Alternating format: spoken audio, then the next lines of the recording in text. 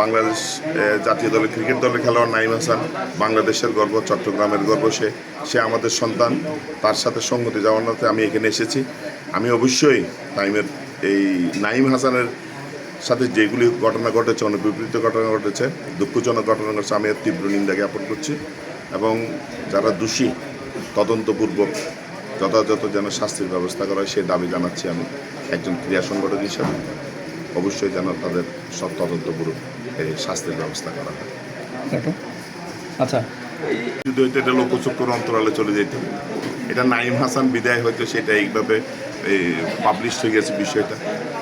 এবং আসলে যে সমাজের যে খারাপ দিকটা, আসলে যে এই অন্ধকারে যে খারাপ অধ্যায়গুলো যে আছে সেগুলো নাঈম হাসান বিদায় আজকে এখানে উন্মোচিত হল।